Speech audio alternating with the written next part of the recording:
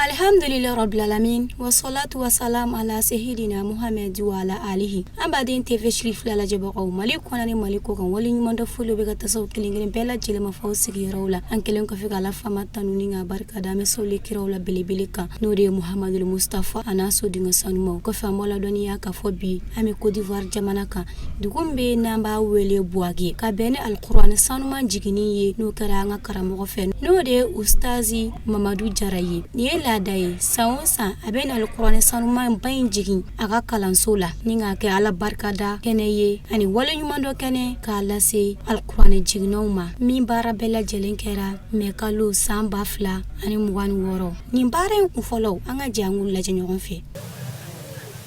فأنزل الله سكينته على رسوله وعلى المؤمنين وألزمهم كلمة التقوى وكانوا أحق بها وأهلها وكان الله بكل شيء عليما لقد صدق الله رسوله الرؤيا بالحق لتدخلن المسجد الحرام إن شاء الله آمنين محلقين رؤوسكم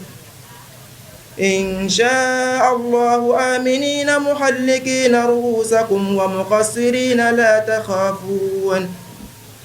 فعلم ما لم تعلموا فجعل من دون ذلك فتحا قريبا هو الذي أرسل رسوله بالهدى ودين الحق ليظهره على الدين كله وكفى بالله شهيدا alhamdulillah otamenen ko fe gabe anga qur'an jigino unana walanda do kekeneka misra lo la nga je angul la je nyon fe. Et c'est avec un immense honneur et une grande fierté que je prends la parole aujourd'hui pour vous présenter notre école. EPC Dawat el-Islamiyya, une école confessionnelle islamique créée en 1992. Notre école est le fruit de la vision acharnée de son fondateur, Cheikh Imam Mamadou Diarra, homme de foi, d'éducation et de valeurs. Depuis sa création, elle œuvre sans relâche pour former des générations dans le respect des principes islamiques, tout en promouvant l'excellence académique et morale. Située à Bouaké, dans le quartier Dar es Salaam, notre école se distingue par son double système éducatif. Elle offre un enseignement en arabe allant de la maternelle jusqu'à la classe de terminale, permettre aux élèves de s'imprégner des valeurs religieuses et de culture islamique.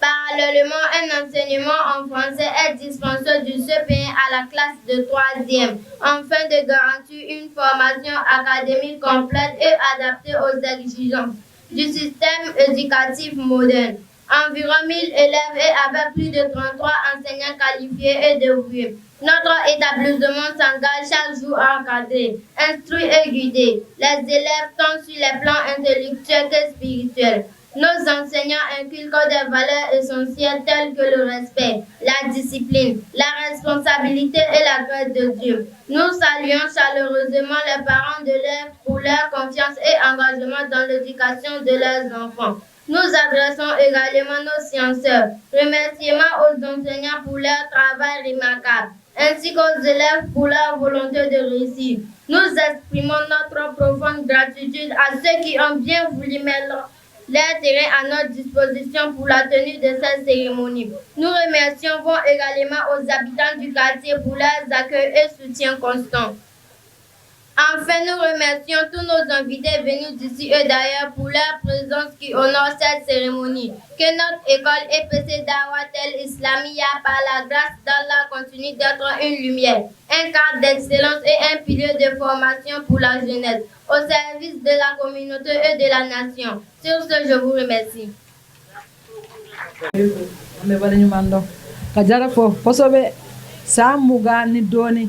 Ambe ñefe amata ko fe dara minti monturi atellere bla hay lonkele amanim bla wallahi aka anta sanfe ama bla duguma am fana ambe jara fo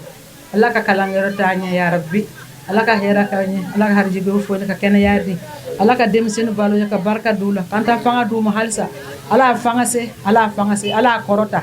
Allah jigitu Allah ambe jigitu anara hera la ala wuli hera la ya rabbi Allah anga duaw ke ala ka duaw jabi ala be korota ala ka demisenu bala ko barka dula amel foli di Ansardine International président Bama no El Hadj Adama Sakoye ana bolo mina ñogo be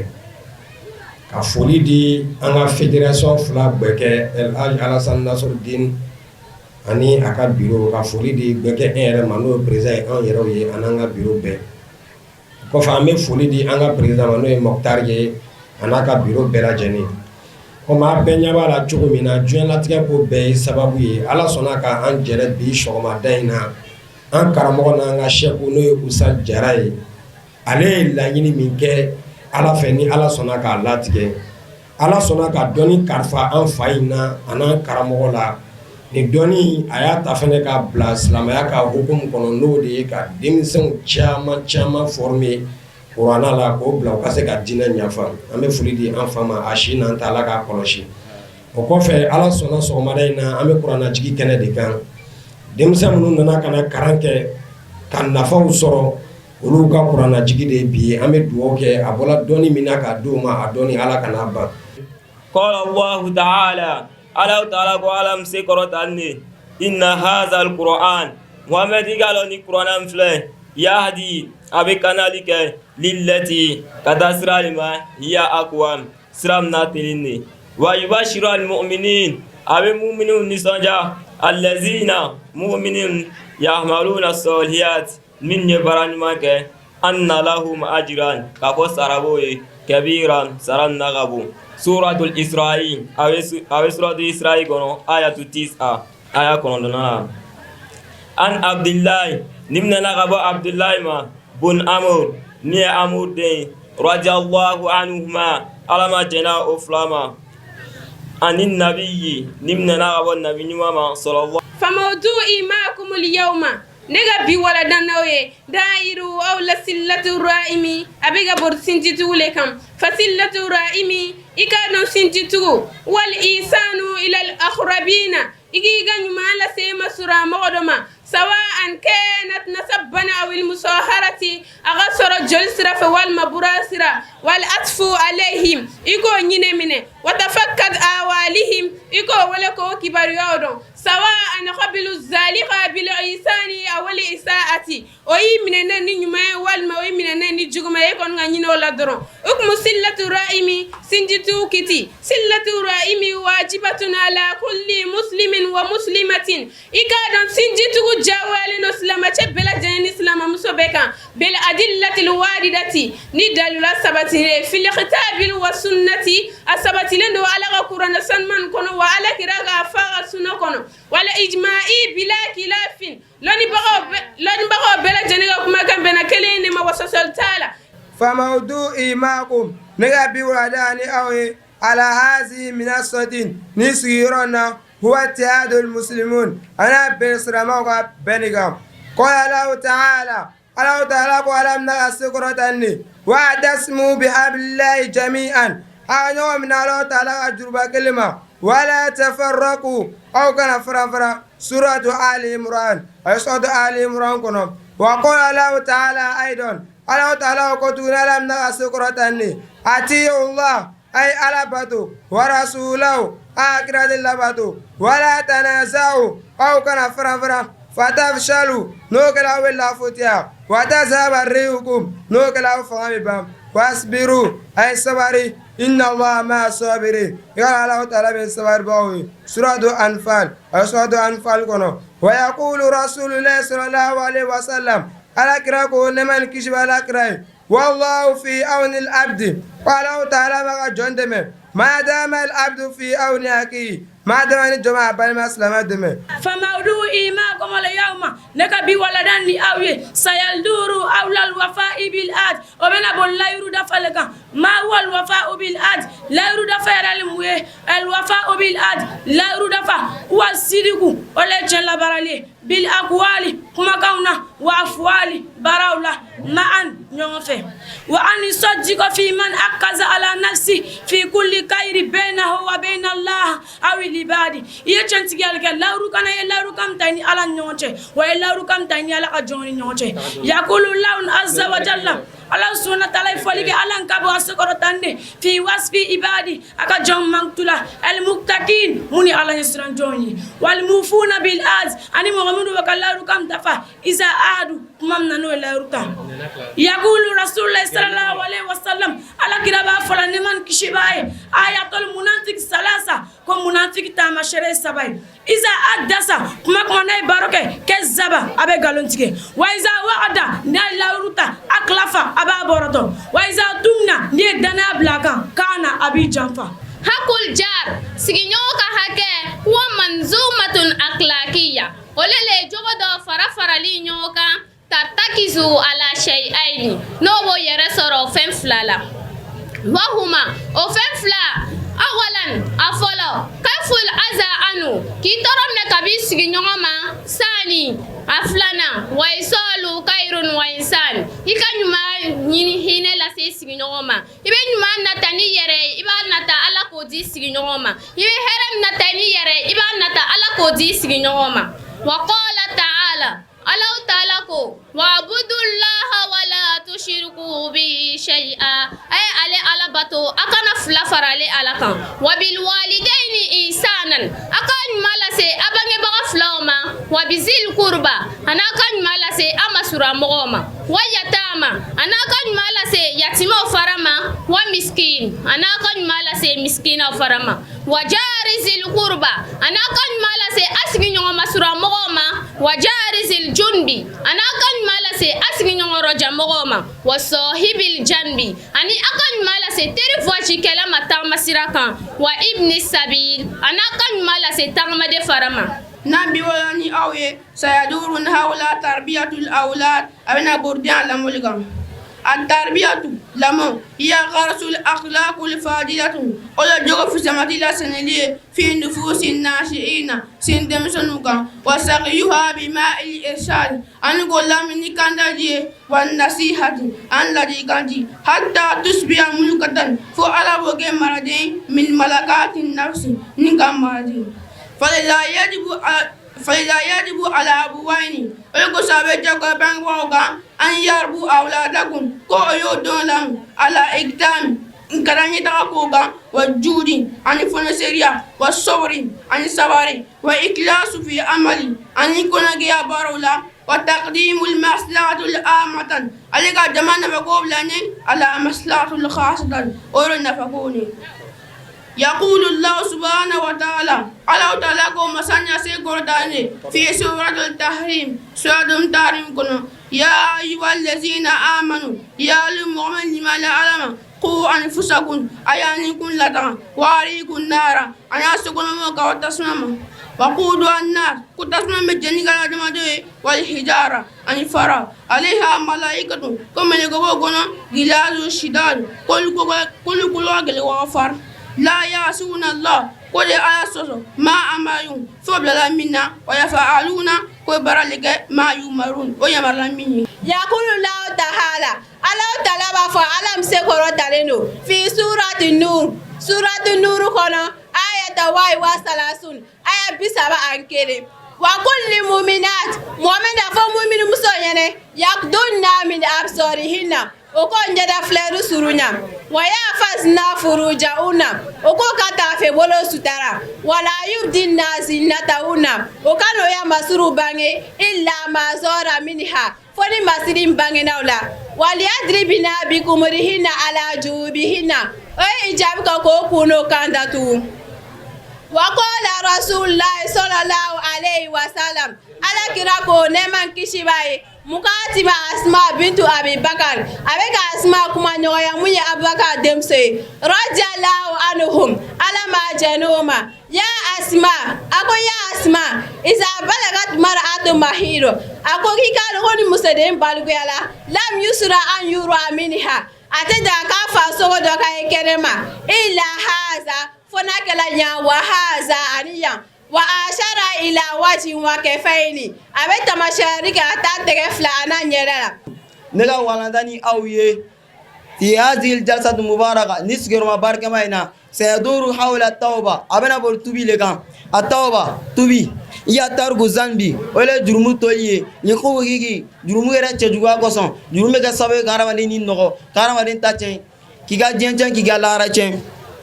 والندم إيجا نمسا على ما سبق يجرم كميلو كاتمه ولا عزيمة إيجا دعنا تانول decision على أرمين أودت إليها كده كوسيجو جرم كوينغا كتكون ولا أن فتح الله أبواب التوبة ني الله تعالى ما تبي بنا دايره لعباده أجا جوين لخلدهم جميعا في نار جهنم الله تعالى من أجا جون بلا جني دمي جنما تسمع كنو وقال تعالى في كتاب العزيز الله تعالى مسام سكرة تعالى أجا كرنا بينغنو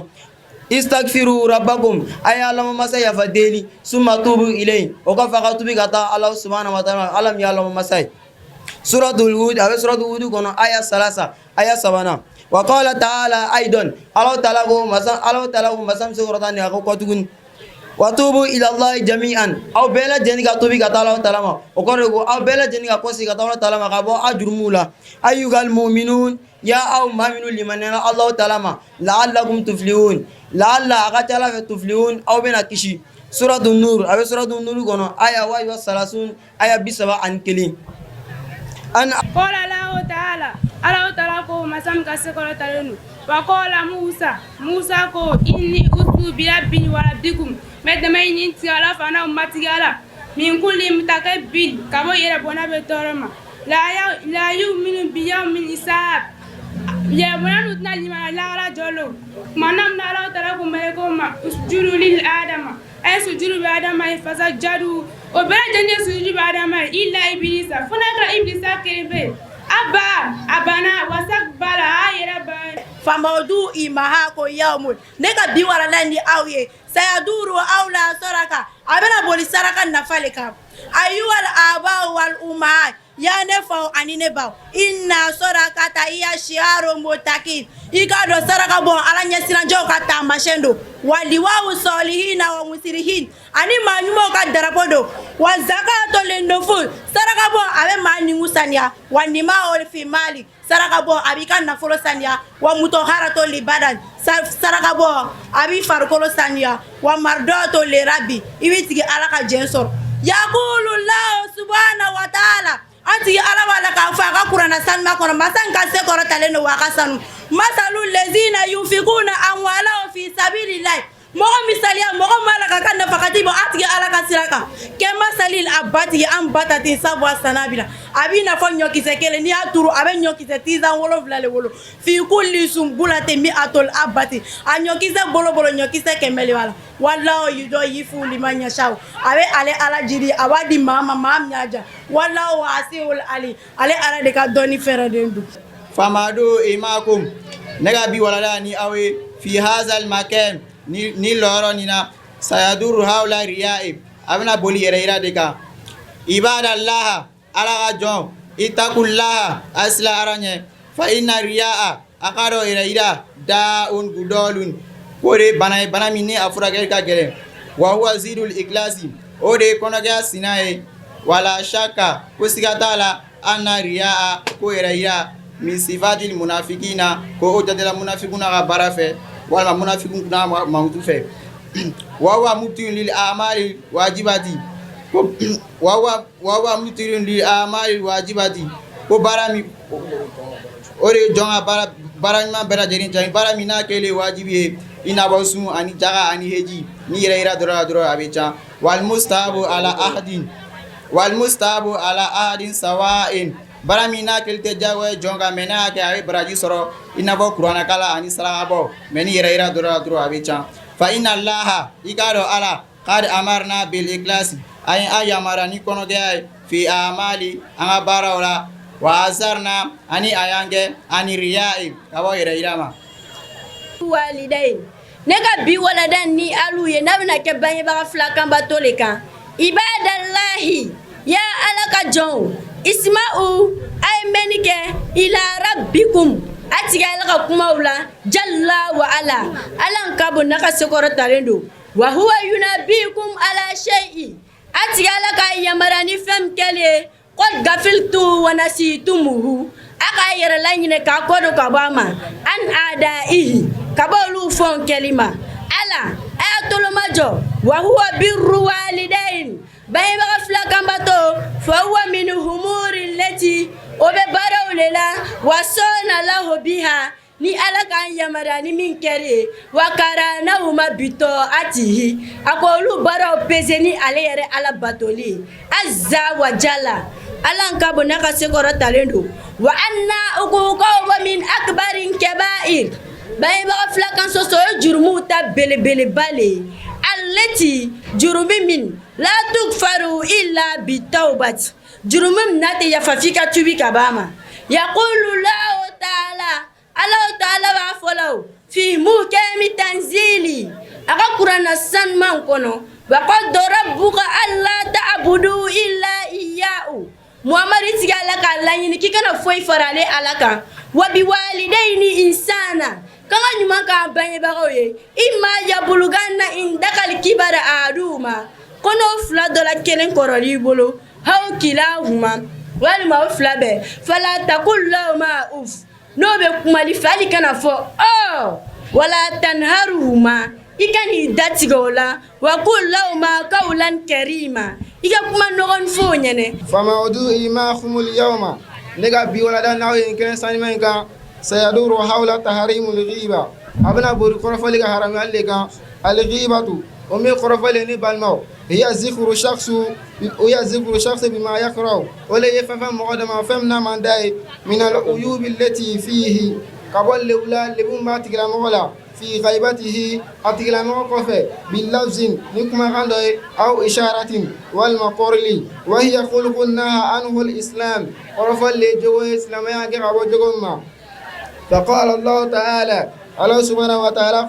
ولا يغتب بعضكم بعض أو ذلك كان تقرف أيحب أحدكم يلا ذلك ما كانوا أن يأكل لحم أخيه ميتا قبل ما جسوا سودهم فكرهتموه أخوكم ومداوي واتقوا الله أسرعنا إن الله أقر على تواب تبي مسال الرحيم مسامينا وفي الحديث أننا رسخنا عن أبي هريرة أرسلنا أبي هريرة رضي الله أرسلنا كأبي هريرة رضي الله عنه على ما جنام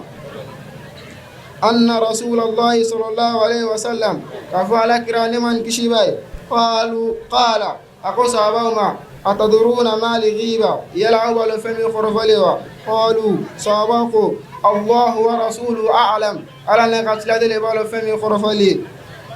فموضوعي معكم نقبي ولدان أو سيجري ومن بولي على الاستهزاء بالدين ومن بولي مكان لك ديننا ومعنى الاستهزاء بالدين مكان الدين القرى هو الضيق مما جاء به رسول أولئك يلقوا فنا على كلا نفهمني واستزلاله أنيكو فن تقول مجري واتقاره أنيكو فن تقول دغيا واستخفافه أنيكو فن تقول مفيا وطلب له الأيوب أنيك لبنينو فن تقول أولا والنقائص أني نغشري من الأوامر كما يمرقون والنواهي أني جنكولا كأمري إن فلك لك أن يمريا بتحجب المرأة المسلمات كسلم مسوكو يرى سترة نمسوم كإجابودو والمكا نراتونادو والمكا غاندو والمكا سوزاتيدو إذا مغان كندوما آمنا في بريدا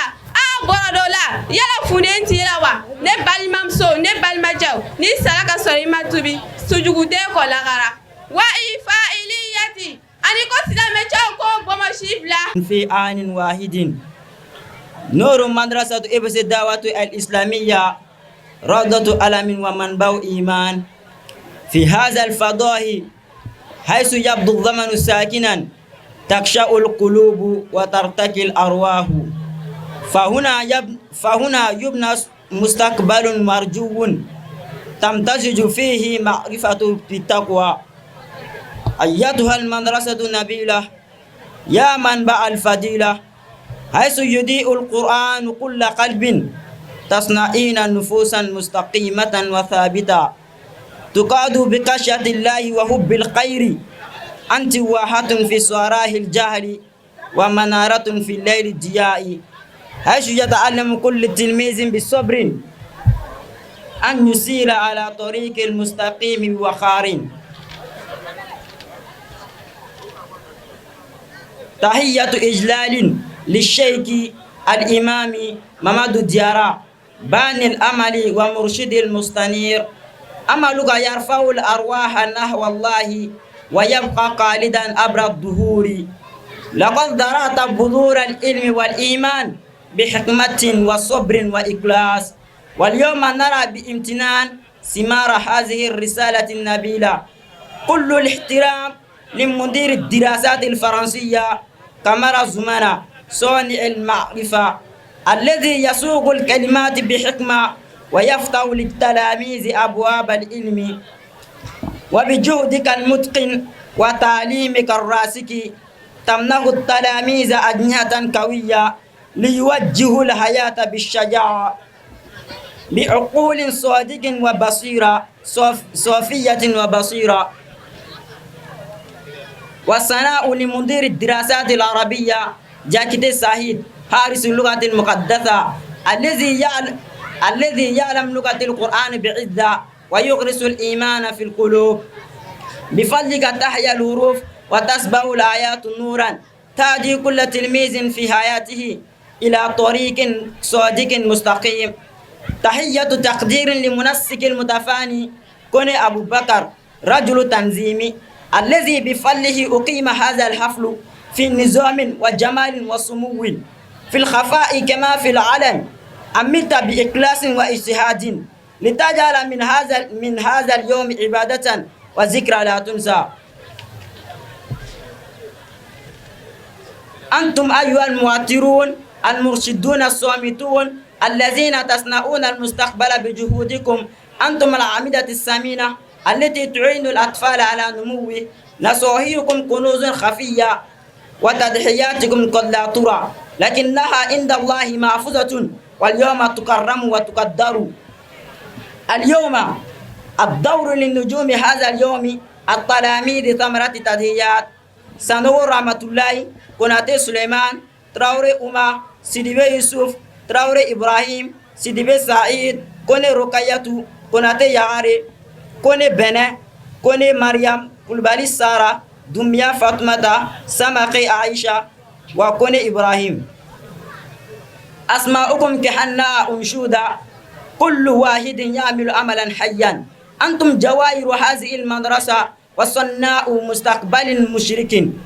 أنتم فقر آبائكم وصورة الجهد المثابر، وأصواتكم بتلاوة القرآن حدائق يزهر فيها الضمن. كل آيات توفض بالصبر وكل حرف يردد بإيمان، واتصال على الجهل وقدوة نحو الله. أيها الآباء ارفعوا رؤوسكم فخرا فأبناؤكم يسيرون في النور. نجاؤكم سعادتكم وعلمهم دعاؤكم المستجاب. Respect au directeur des études français, camarade Zoumana, artisan du savoir, qui façonne les mots avec sagesse pour ouvrir aux élèves les chemins du savoir.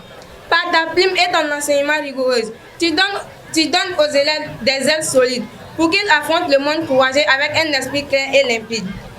Louange au directeur des études arabes, Diakité Saïd, gardien du verbe sacré, qui enseigne la langue du Coran avec noblesse et enracine la foi dans les cœurs apaisés. Grâce à toi, les lettres prennent vie et les versets deviennent lumière. guidant chaque élève dans sa vie vers une voie pure et sincère. Hommage au coordonnateur dévoué, Kone Abouaka, homme d'organisation, par qui cette cérémonie prend vie dans l'ordre, la beauté et l'élévation. Dans l'ombre comme dans la lumière, tu œuvres avec sérieux et engagement pour faire de ces jours une lumière et un souvenir gravé profondément. Et vous, encadrés, guides silencieux, dont les efforts façonnent l'avenir. Vous êtes les piliers précieux qui aident chaque enfant à grandir. Vos conseils sont des trésors cachés. Vos sacrifices souvent ignorés, mais devant Allah, ils sont gravés. Et aujourd'hui, ils sont honorés. Aujourd'hui, place aux étoiles du jour. Les élèves, fruits de tant de sacrifices. Sanoro Ramatoulaye, Kone Suleiman, Traoré Oumar, Sidibé Youssouf, Traoré Ibrahim, Sidibé Saïd, Kone Rokiat, Konate Yarare, Kone Mbene, Kone Mariam, Koulibaly Saran, Doumia Fatmata, Samake Aïcha et Kone Ibrahim. Vos noms résonnent comme une mélodie, chacun porteur d'un espoir vivant. Vous êtes les pères de cette académie, les porteurs d'un avenir rayonnant. Vous êtes la fierté de vos parents, le reflet d'un effort persévérant. Vos voix récitant les noms Coran sont des jardins où fleurit le temps. Chaque verset appris avec patience, chaque lettre répétée avec foi est une victoire sur l'ignorance. Un pas de plus vers Allah. Oh parents, levez les yeux avec honneur, car vos enfants marchent dans la lumière. Leur réussite est votre bonheur, leur savoir est votre prière. Vous avez semé avec amour, arrosé avec patience et sacrifice. Et aujourd'hui, vous récoltez au grand jour les fruits d'un noble édifice. Comme l'a dit un sage de l'islam, le meilleur d'entre vous est celui qui apprend le Coran et l'enseigne. Et encore, la science est une lumière qu'à la place dans le cœur de cultiver. Cherchez le savoir du berceau jusqu'à la tombe. Ces parents résonnent aujourd'hui dans chaque regard et chaque sourire, car ici le savoir s'épanouit et les cœurs apprennent à grandir. Aujourd'hui, cette lumière brille en eux dans chaque verset récité avec foi, dans chaque mot appris avec courage, dans chaque pas guidé par la loi. Que cette cérémonie soit un témoignage de la grandeur du savoir et de la foi, un moment gravé à chaque page de l'histoire de chacun ici-bas. Que cette école continue de grandir, d'éclairer la génération à venir et que ses élèves, avec fierté, soient des modèles d'humanité. Que la bénédiction d'Allah descende sur les fondateurs, les enseignants et les apprenants. Alhamdulillah, otamenu ko faga bi. Anga ko la bemba ko, wi da kuriya flamunu fo. Anga je angula je ñogon fe. Ambe boka ala fonu ko fe katla ka soli shama ke ala ka jide ka me Muhammadu sallallahu alaihi wasallam. Katla ka foli di John Tola mi anga Imam Baye. Imam Sheikh Bajawar Touré. Kozi mutola boate. Ko kana foli di ambade njema anga klamoche ananga usaji mi jarai nimbara banika organiser ma boake kono komi anga ambade ma do bola staka fo ko ni asampi sabayi ani doni jarabe nimbara banna alhamdulillah foli kan kadi jarama kozi mutola Bajawar Tola, Sheikh Aima Tola, Mie Ousmane Diakité Abidjan. Ko kana foli chama ni jarama katla ka do chama nge ani ayi. Abekala jamana mi korona ko de vora mbala deli basri mi be jamana kono ka jama fara ka ya rabbi ala makela. Katla ka do chama nge jara yere abe bola si ani kene ani soro mi kono ka se ka jama fara ka ya rabbi ala makela. Amma soro la fe mi ngama ni we alqur'ana yi. Ka denw kana Kurana la ka wala durusi Kurana la ka tila ka cila ka suna o ka ɲɛnɛmaya ka o denw ka dusukun na a bɛ komi i ka nɔ le tigɛ fara ka hɛrɛ nɔ daraja nɔ ani kɔrɔta nɔ an ka denw dusukun na ka se ka an ka denw jogo do ka o bɔ tiɲɛni ni fɛn bɛɛ lajɛlen na o ye koba le hali n'a danna ma o ye koba ye ko kana o foli di an ka jara ma an b'ala deli seni kɛnɛya ka di ana ma ya rabbi ala ma kɛla sanw caman bɛ ala fɛ ka di ani jara ma ya rabbi ala ma kɛla ni ɲɔgɔnna caman bɛ ala fɛ ka bila ana si kɔnɔ ya rabbi ala ma kɛla ka tila ka foli di ana dɛmɛbaga bɛɛ lajɛlen ma dɛmɛbaga minnu b'a la financièrement dɛmɛbaga minnu b'a la autorités fan fɛ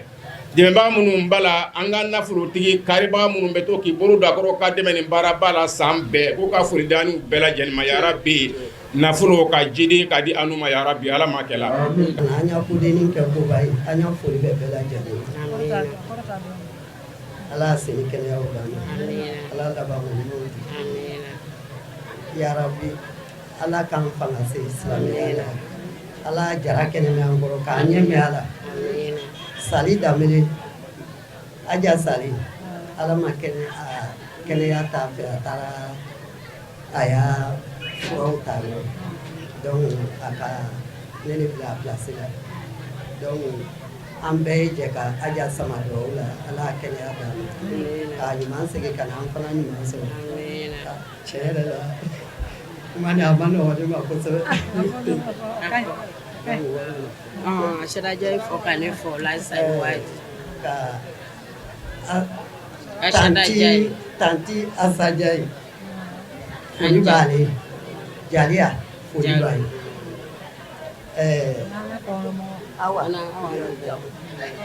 awa kone aja sanu alima an y'a foli bɛɛ lajɛlen min sen k'a yɛrɛ se yan min sen ma yɛrɛ se yan bɛɛ lajɛlen ka foli bɛ yan donc an y'a foli bɛɛ lajɛlen an kɔni an nana jara kɛnɛ kan an mana ni sanu an mana ni wari an se ye fitinin min ye an bɛ n'o di jara ma a ka yɛrɛ boloma dɛmɛ n'o ye waga mugan k'a di jara ma a k'a boloma dɛmɛ n'o ye a ka jamaw ala k'a fanga sa ka jama kɔrɔ ala fanga sa kɔrɔ an jɔlen bɛ nin kɛnɛ nin kan ni an ka karamɔgɔ n'o ye a seydi sherif madame ousmane haidara tɔgɔ ye a n'an ka bureau international ka na se bureau national ma ka na se an ka organe ɲɛmɔgɔw bɛɛ lajɛlen ma an bɛ yan ni olu tɔgɔ ye k'u ka foli di Buwake bɛɛ ma k'a daminɛ Buwake ɲɛmɔgɔ fila la n'o ye COSIM président ye ani Buwake dugutigiw ani ka taa se a fanga bonda bɛɛ lajɛlen ma a n'a silamɛya tɔnda bɛɛ lajɛlen ma u ka foli an'u ka waleɲumandɔn an'u ka bonyamasegi o bɛ bɛɛ lajɛlen ye ka jamiyatu ansarudini a tɔndenw n'a ɲɛmɔgɔw k'u bɛɛ lajɛlen fo ka foli kɛrɛkɛrɛ k'a di an karamɔgɔ ma n'o an ko man ko Buwake Jara ale Ustad Muhamad Jara ka yira Buwakekaw la k'a fɔ ko anw nisɔndiyalen bɛ ni nin baara nin ye ka Jara fo bi k'a ni kunun n'i y'a ye nin tɔn nin a sela ka sabati ka barika sɔrɔ fo k'a se bi ma alhamdulilayi ala ni Jara a n'a ɲɔgɔnna caman n'o y'an ka karamɔgɔbaw ye olu sababuya la o le ka tɔn kɛ ka nin bɛɛ sɔrɔ n'o ka kuranajigi bɛ yen bi k'o tɛ se ka kɛ fo u ka mɔgɔ bɔ min bɛna lɔ ka foli kɛ jama tɔgɔ la an b'o sira le kan u ye bonya caman fana don an bolo ko ka Jara ni a ko bɛɛ lajɛlen magɛn ni o ye n'Ala sɔnna ma o bonyaw fana sela u se yɔrɔ la o la n'an sela nin yɔrɔ nin na an bɛ bɔ kuma kɔnɔ an ka organe dɔ bɛ yen n'o ye an ka kalanko bureau ye o folikan o bɛ an karamɔgɔ a n'an badencɛ bolo n'o ye Ustaz Ture ye ne ye Ustaz Alpha Cissé ale ye Ustaz Ture ye mɔgɔ de fɛn kelen min na a fɔra ko a ye Fatiha ta bɛɛ b'i da de o de la mais Ala ko ta kira ko ta non mɔgɔ mako t'o la fo Fatiha o ye lebu de ye dɛ nin ye fɛnba de ye Ala k'an bɛn ma an bɛna kuma laban ni min ye a silamɛw a y'a lamɛn kosɛbɛ an balimaw Jara an baw nana sisan o y'o ka discours kɛ Danbɛlɛ y'a fɔ o tɛ wa ko an baw yatimaden minnu bɛ yen n'o fa ntanyana o ntanyana lahiya mana se an karamɔgɔ bɛ misi de k'a di denmisɛnninw ma mun fa tɛ o ba tɛ Allah ni fɛn ka bon silamɛya kɔnɔ m'a fɔ fɛn ba tɛ yen walahi nin y'a dɔ ye denmisɛnnin min fa tɛ yen denmisɛnnin min ba tɛ yen denmisɛnnin min tun bɛ nisɔndiya a terikɛw ko ne facɛ nana ne saga ye saga sanni la yala a sakun tɛ ala a sakun de ka denmisɛnw nisɔndiya fo dɔw juru ɲini ka saga sa ka na denmisɛnw nisɔndiya ko o denmisɛnnin fa tɛ yen bilen o ba tɛ yen o de sigila k'i bolo woni duuru don i da kɔrɔ ka mɔgɔ tɔw filɛ o ka lahiya la a jɛɲɔgɔn minnu bɛ quartier kɔnɔ k'olu filɛ lahiya sogo dun na min tun b'a d'ale ma k'o tɛ yen bilen a y'an miiri ko don dɔ la an b'an ta kɔrɔ don dɔ an tɛ kɛ yen dɛ selideni fana na o yatimadenw feriyabɔ min bɛ d'o ma n'o ye fini ye ka d'o ma ka seli kɛ n'a ye ko a bɛ taa complet 400 ani kɔ la jara de b'o kɛ yan a n'a a jɛɲɔgɔnw ni minnu b'a dɛmɛ n'a baara la seliba fana na misi bɛ san k'a faga k'a nin denmisɛnninw na ale t'a dun. Sɔrɔ la dɛ mais tiɲɛ na a kɛra sababu ye ne ma ne ka kalanso mɔgɔw kalanko fɔlɔ kɛla a kɔnɔ a 2013 mais ka kɔ 2013 ɲɛ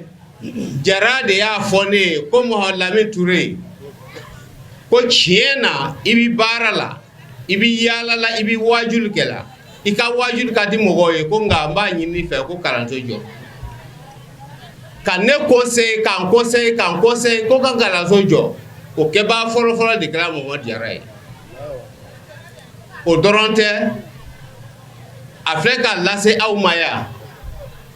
k'a fɔ yatimanden ninnu a b'olu fɛɛrɛ bɔ ko a ye complet 400 de kɛ ɲinan Jara de ne conseiller a la ne ka yatimandenw fɛɛrɛ bɔ an fɛ yen Daluwa a sanji 9 an tɛmɛna o de la sisan inshallah n'Ala ye si d'an ma ka se san wɛrɛ sunkalo ye a san 10 ye mais ne y'a sɔrɔ Buwake Jara la ne bɛ fɔ a ye ka yatimandenw ladumuni ka misi san k'a d'u ma o tɛ ne fɛ yen fɔlɔ ne m'o daminɛ sabu bɛɛ n'a ka sɔrɔ cogo don ne m'o daminɛ mais ni nana o ye a fɛ yan salon a fɔra yan salon na sini a fɔra yan san joli Buwake Jara bɛ k'o kɛ Buwakekaw an k'a dɔn kɔni fɛn b'an bolo vraiment an m'a nafa an m'a valeur dɔn fɔlɔ. An ka ustazi ba n'o de ye ustazi Mamadu Jara ye a ye dakurunya 2 min fɔ kɛnɛ in kan an ka jɛ an k'o lajɛ ɲɔgɔn fɛ. An bɛ jama bɛɛ fɔ ni Ala tɔgɔ ye ani Alakira tɔgɔ sallallahu alaihi wasallam Ala ka bɛɛ lajɛlen sara baara nin a man nɔgɔ baara in man nɔgɔ an bɛ baara min na a man nɔgɔ parce que faamuya bɛli ka ca mɔgɔ tɛ fɛn o fɛn dɔn i bɛ k'o jugu de n'i y'a jateminɛ fɔlɔ an ka fɔlɔ mɔgɔkɔrɔbaw caman bana école la fɔlɔ ni den kun taara école la i bɛ taa Ala deli de kɛ pour que a kana se ka ɲɛ sɔrɔ a la mais minnu ye ɲɛ sɔrɔ école la hali bi olu bɔnnaw de b'a la k'an mara madrasa fana bɛ ten madrasa daminɛna minnu y'u den don madrasa la hali bi olu denw de y'an ka silamɛ ɲɛmɔgɔw ye jamanaw la o ma mɔgɔ tɛ fɛn min dɔn e y'a jugu ye ne bɛ français don n ka kalanyɔrɔ la don min na a don maa caman ko Jara kafiriyara ko sabu a taara nanzaraw fɛ yen bon n'i b'a fɛ ka mɔgɔ ɲɛnamaya ka mɔgɔ kisi f'i ka tubabukan dɔn ka kan dɔn n'i b'a fɛ ka mɔgɔ ladege mɔgɔ yɛlɛmɛ e k'a ka kan dɔ bɛ nin an ka rébellion waati la o ye an ka denmisɛn dɔw mɔgɔ damadɔ minɛ busumaniw don o y'a fɔ Bawulenka la ko an bɛna ninnu faga o y'a sɔrɔ juraden dɔ bɛ ale bɛ Bawulenka mɛn ale fana y'u jaabi bawle kan na ko a kana se anw ma koyi ale kelen ka kan mɛn a ye tɔ bɛɛ kisi bon la fɛnba le b'an bolo fɛnba b'an bolo mais o la an bɛ labɛn dɔ kɛ o ye min fɔ sisan komi yatimadenw ka dɛmɛ an b'a la ɲinan ye a san 10 ani kɔ ye an b'a la ala ma sɔn k'an dɛsɛ an bɛ min fɔ mɔgɔw ɲɛna lemɛnɛ min kɔni bɛ ne na kabi kunu fɔ bi Asanja ye n'o bɔ kalama parce que olu b'a dɔn kabini kuma ca a bɛ san 20 ni kɔ bɔ n'olu bɛ baara la n'a y'i ja i ka wari di ne ma yatimɛdenw ka dɛmɛ na a bɛ kɛ n'a m'i ja fana i k'a di a bɛ kɛ e k'i ta to i kun ala bɛ na n'a ye n y'o de fɔ wa n sigilen dɔ kɔ wa n b'o kan fana ɲinan ne ka kalandenw dɔ taatɔ la o ye 2000 le tɔmɔ sira kan o taara n'a ye ka taa di kalanyɔrɔ la dɔw ye portable tɔmɔ o taara n'a ye ka taa di kalanyɔrɔ la c'est à dire den bi kalan de k'a jogo don a fitinin ne ka kalanyɔrɔ la i taatɔ la n'i ye fɛn min tɔmɔ i bɛ taa n'a ye kalanyɔrɔ la n'i taatɔ sera a ka lu kɔnɔ n'i ye min tɔmɔ i bɛ taa di i fa n'i ba ma an y'u kala o de la an bɛ k'u jogo don o de la. إياك نعبد وإياك نستعين صدق الله مولانا العظيم وبلغ رسوله الكريم ونحن على ما قال ربنا وخالقنا والرازقنا ومولانا من الشاهدين اللهم ربنا تقبل منا ختم القرآن وتجاوز عنا ما كان في تلاوته من السهو والنسيان أو تحريف كلمة عن موضعها أو تغيير حرف أو تقديم أو تأخير أو زيادة أو نقصان أو تأويل على غير ما أنزلته أو ريب أو شك أو تعجيل عند تلاوته أو كسل أو سرعة أو زيغ اللسان أو وقوف بغير وقف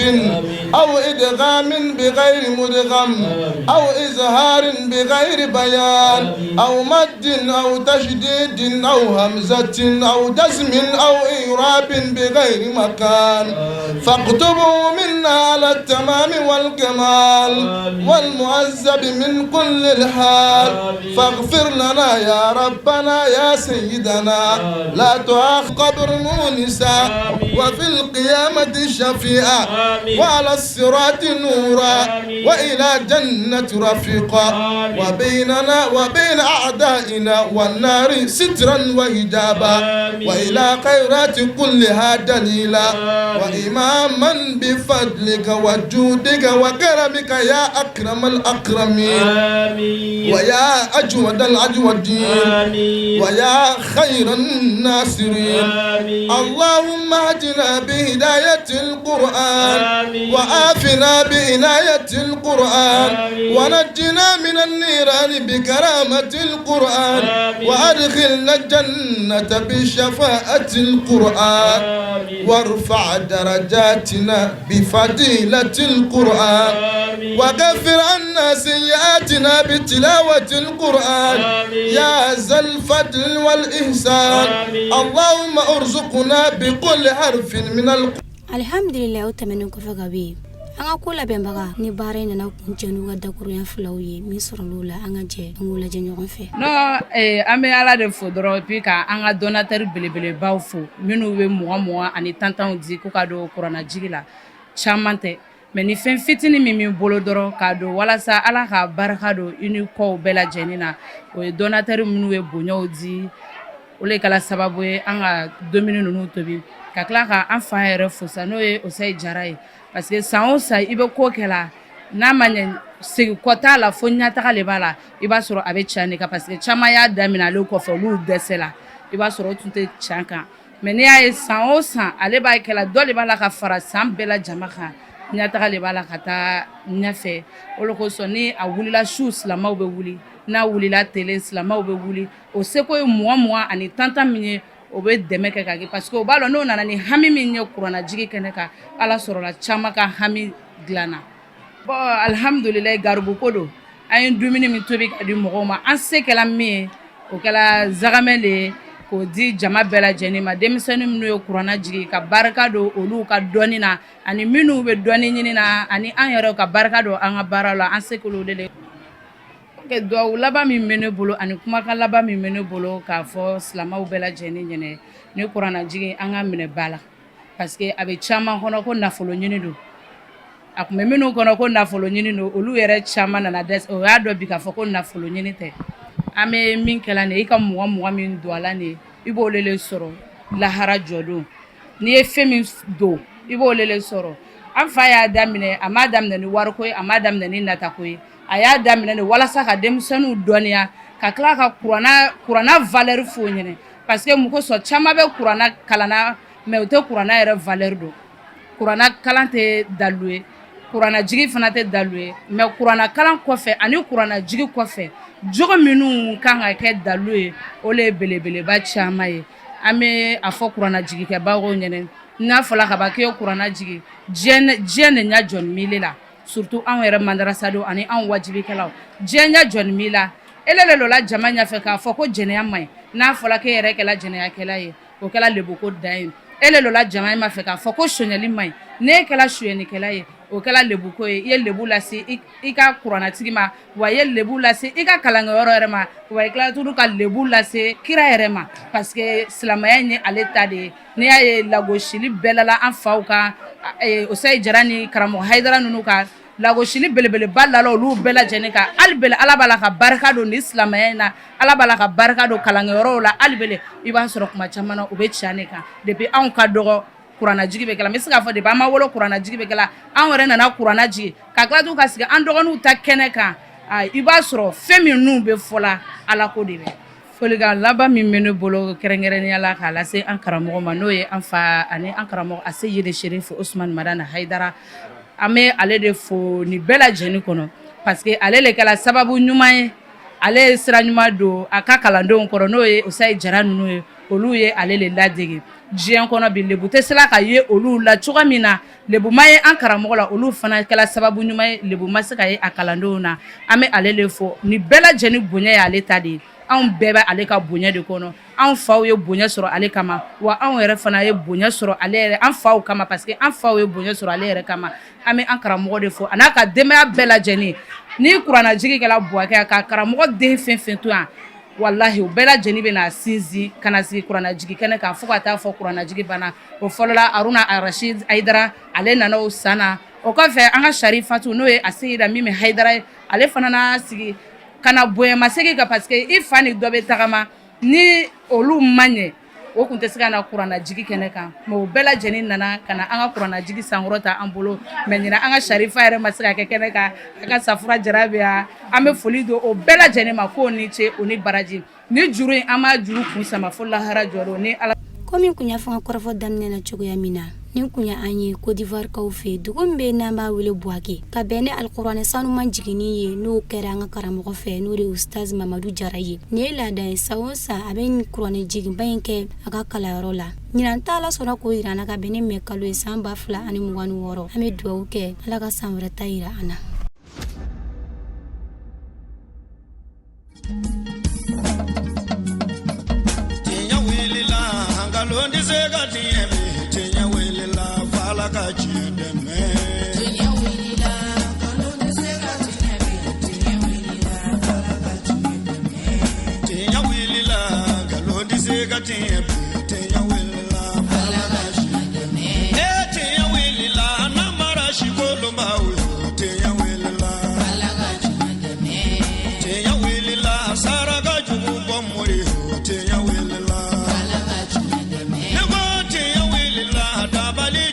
Muri